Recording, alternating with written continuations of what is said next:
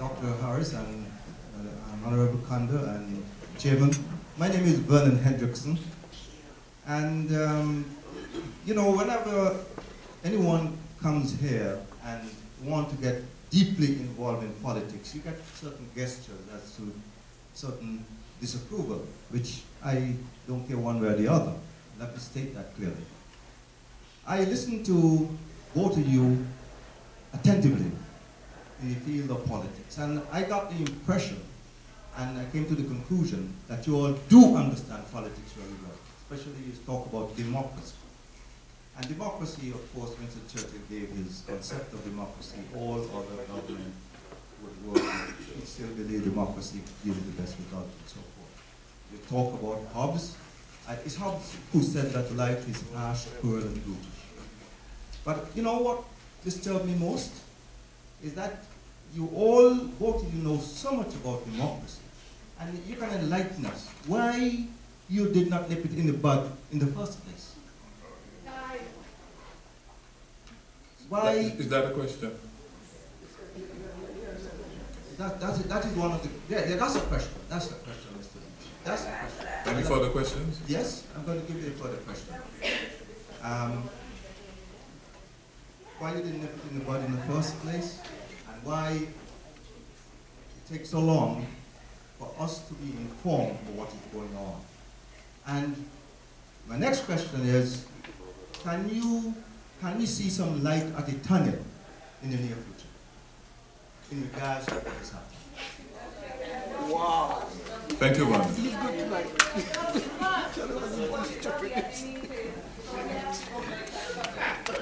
Thank you. I want to thank the gentleman for the question and to thank him for that. I just want to make a point though, because Sam spoke on the issue before with respect to the legal position. I'm no lawyer, but there is what we call always the good office, which is what people use. And in the case, in fact, there was one particular case in Trinidad and Tobago, where you recall they had a very close elections. And in our Robinson at the time, Pandey was contending, well, put me back. I am the incumbent, you can't change me. And Robinson said, no, I'm going to make Manning the Prime Minister. And he used ethical grounds. He said the conduct of your Pandey administration had been so deplorable.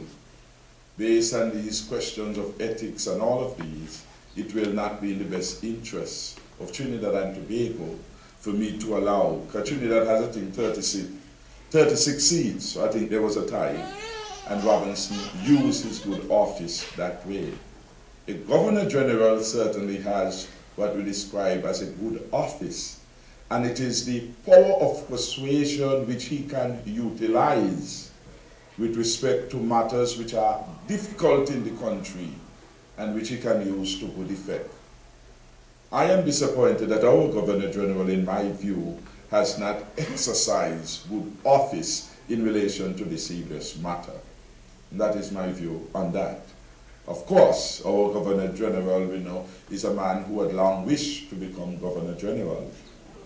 Long wished for that. I think that is public knowledge. If there were any other prize that was there, that would be one that he would have chosen. And so it is unfortunate that in a moment of crisis, we really did not see the good offices of the Governor General being exercised in the way that could have commanded greater attention and support for the office of the Governor General. But quickly, why did we allow Dr. Douglas all the excesses which we now condemn? I think in part we accept some accountability for that, but not responsibility for the, how to put it, accountability. We are accountable in relation to that, and I, for my own part, have publicly apologized. Sometimes in the newness of the office, you can lose sight of what is happening, and it really did take us a time to appreciate that Dr. Douglas was a bad and evil man. in the nature of politics and in the nature of many things, we almost instinctively trust our leaders. Our pastor in the church, for example, our teacher, and we say these are our leaders, and they tell us, and sometimes you have a sense that what they are saying or doing is not right, but you give them the benefit of the doubt. And so we had some of that in our newness to the office. But we did speak out on several occasions. I think Sam gave at least 2 occasions where publicly we spoke out on the land bill and the senator's bill. But we spoke out many times in conferences. And we spoke out at the executive.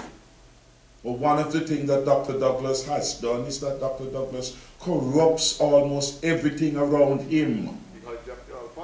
He hijacked the party. We have a party executive, for example, and you go to the conference in May, as they'll be doing Sunday. The people elect those who should be on the executive. The Prime Minister then comes sometime after, and he said, I want to co-opt some people on the executive. And he said, Prime Minister, last time he and I had an argument. I said, but there's no basis for co-opting.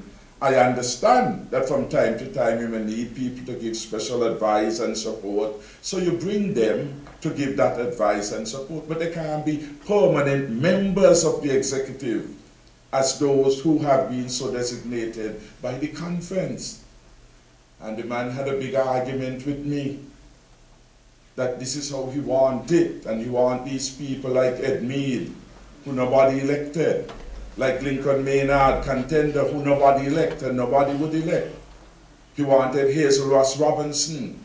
Those are people who he thinks that he can get to do his bidding.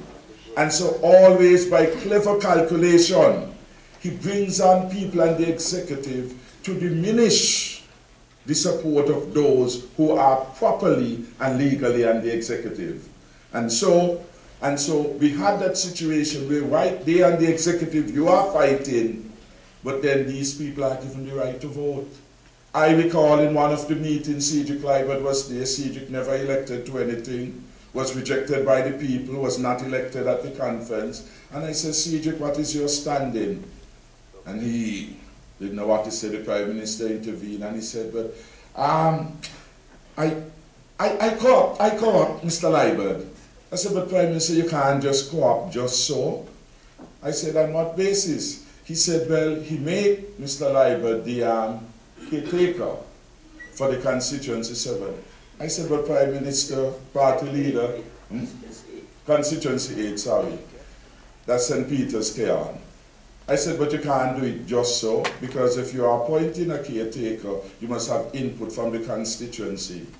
And he basically trivialized the point. Well, I don't see why you're making so much a noise. We all know him, and he's the man. If I want to know what is happening in number 8, that is the person. So I think that we should let it go. You're making a lot of noise over nothing. Now, as chairman of the party, my job is to insist upon the Constitution and that it be upheld. Because once you begin to cede on these things, you lose your way. But he then attempted to make me look like I am the stumbling block when I was standing up for right, because he wanted certain people on the executive, and that is the nature of the man. So he brings in his press secretary, put him on the party executive, nobody elect him. He will take a permanent secretary, and he's the minister for the civil service, and he knows that the civil service rule prevents and prohibits civil servants from being executive members of the party. And he brought him in as a treasurer. How could he then discipline any other person and call them to account? And Dr. Douglas knows this. Even now we have it. Someone calling on a radio program. How is Mr. Wilson and Vance Gilbert, 2 candidates for the Labour Party, still continuing to function in the Defence Force? The law and the regulations prevents people who get active politically as candidates from serving in the Defence Force in certain positions. So you ask, I'm answering, let me answer, you had your chance to ask a question. Thank you. You asked why it took so long, and I'm trying to get you to understand the maneuvers, the difficulty, and it was not for want of trying. It was that the man had corrupted the system. I show you how he corrupted the constitutional membership of the party to achieve a certain end. And I am showing you, likewise, he's doing that to the civil service.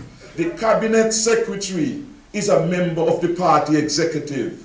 In no other civilized place practicing, you could have a cabinet secretary be so politically involved in the politics in a party way, because they have to provide leadership to the service. So issues like those were taking place. And then we had all these retreats in which promises were made by Dr. Douglas to reform, but he did nothing because he benefited from the status quo. And I want to quickly, I have here what we have called here Cabinet Retreat Report and Recommendations. Sam spoke to a number of retreats that we had. This one is dated 18 September 2007. The authors of this are the Governor General, so you see how close he was to us. The Governor General authored this, Sir Edmund Lawrence, Miss Dr. Arundel, somewhere in the States, and Simon Jones. Those were the three facilitators that came in to deal with problems that were happening in terms of the cabinet functioning. And I just want to read just briefly the concerns expressed and the issues raised by members at the retreat were numerous and serious. We were speaking out in the forum. And here, some of the complaints, they said we had a de-energized cabinet and marginalized constituents. They said they found that the Deputy Prime Minister was not a serious position. So it is a long time Dr. Douglas would leave the Federation. Do not get the Governor General to prepare an instrument of appointment for Sam Condor to act as the Prime Minister. And the country is left to believe that the natural things were happening and Sam Condor is properly acting as the Prime Minister. It was a part of the paranoia affecting the government and Douglas, because Douglas figured that if something were to happen and Sam was to act, he would be able to reverse it by saying Sam had no instrument of appointment. It is part of the evil machinations. When you thought, well, I wonder the Prime Minister forget, and you go to the Governor General who will tell you, the Prime Minister didn't even abide by conventions to come to me and to speak to me regularly. The Governor General, head of the states, on many occasions did not know when the Prime Minister left the country. Deliberate and calculated. But it took you a while to reach to that level of belief that your leader could be doing this to you. But these things are all documented here within the paper. The issue of the public debt, we're speaking about it, it is here. Party executive meetings, we spoke about the corrupting of people there in the party, and that we figured that it wasn't right and it wasn't helpful. Perceived ministerial ineffectiveness, we spoke about that. Prime Minister is first among equals, Sam was attempting to deal with that. Rubber stamping decision made elsewhere by others. Cabinet not functioning. So if the Prime Minister needs to make a deal with Alan Stanford, he gets some people to advise him. He comes into the cabinet and he says to us, well, fellas, we have an investor waiting, you know. I am sorry I had this on my desk, but the man can't wait. I have to give him an answer. So you ended up either not contributing to the discussion or say, go ahead, because we needed the investment. And it is problems like these that led us into situations where Alan Stanford, who we now know is a robber and a thief, was able to get lands at the airport at 68 cents per square foot. Because the cabinet was rubber stamping decisions, deals that the Prime Minister had made. He then come to the cabinet as a mere formality, and he would say to you, we have to rush on this, we can't afford to lose this investment. Now, in time, you would see the light. And it so happened, we have come to see the light, and we have taken the decision Well, too long it may be for some, but for others, nothing happens before the time. And so it is sometimes we ask yourself, when a man or woman gets saved, do you look to the fact that they've now received the salvation, or you ask them why you take so long to get saved? Yeah, that's right. They have got saved, they are now on a new path. That's right. And all of us have been on the path of Damascus, and we have seen the light. And I am so glad that I have seen the light, because I can see clearly now. And I now know that these things have not helped my country. And I could commit, having lived them, to ensure that in any administration of which I am a part, these things would not happen. So that is in part is the answer to the question as to why it took so long. Part of it was trust, and an abuse of our trust. Because that is like you trusting your pastor and your pastor not doing what he should do. It is an abuse of your trust. It was an abuse.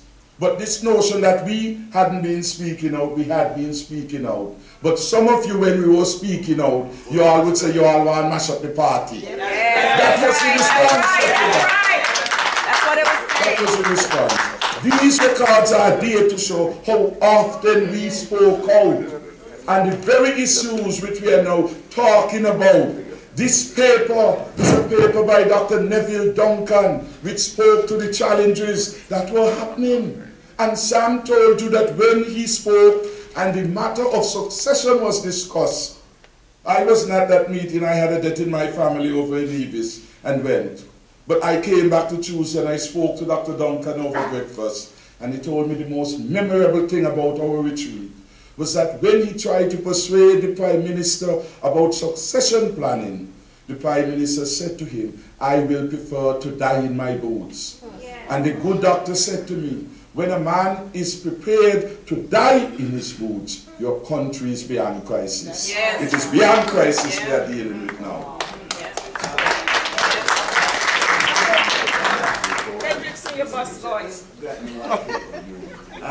Because that's the question we get often, and to me it's a legitimate question.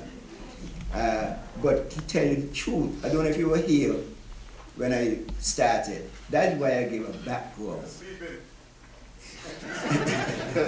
I gave a background as to who I am and where I come from, and what the Labour Party meant to me, and the whole idea of making sure that the Labour Party continue. You know? And one philosopher once said, to be right too soon could be wrong. Eh? And so, this thing started, like I said, the first time, and Timothy could tell you, as early as 2000. This has not been easy for us, you know.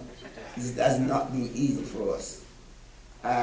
In 2000, at the first cabinet meeting after 2000, I had offered my resignation to the Prime Minister.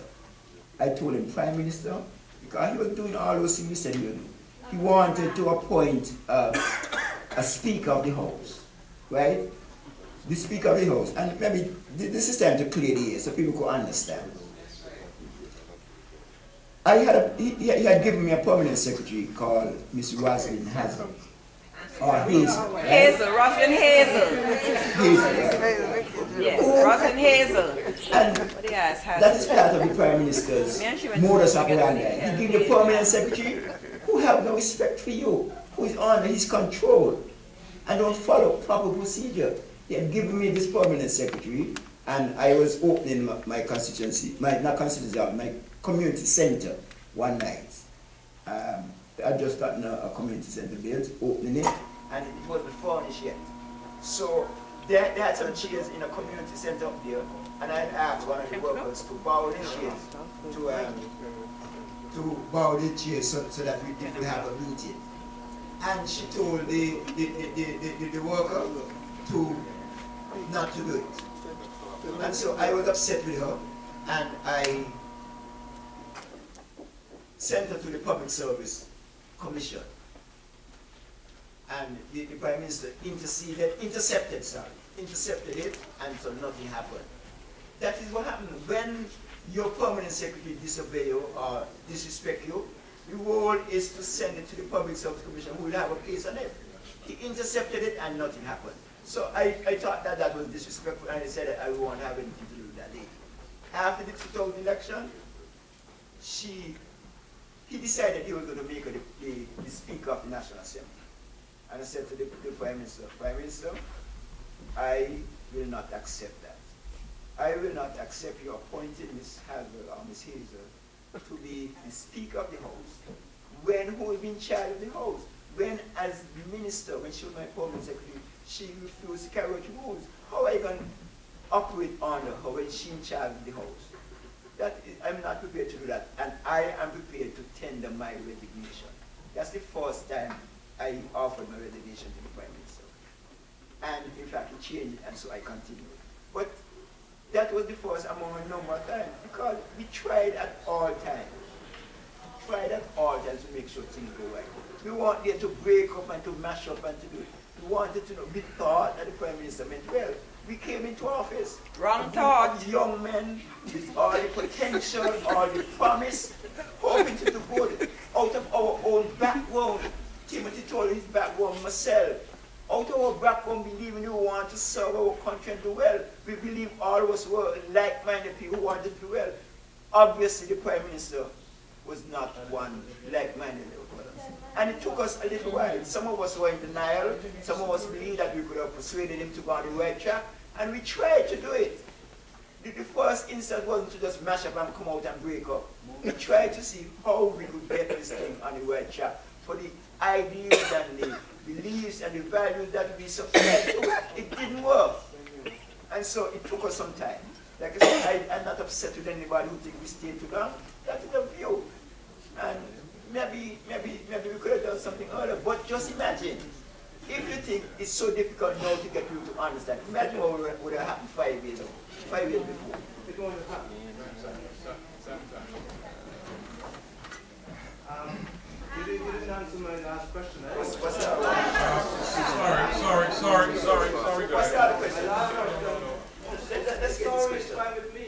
No, we want to No, answer. I said, look, in the final analysis, what you think is going to be the outcome of what is happening in St. Change. I'll tell you what. Dougie is going, unity gonna take over. That's what's going to happen. I can't have on here to go. I'm just going to allow one more question. Okay?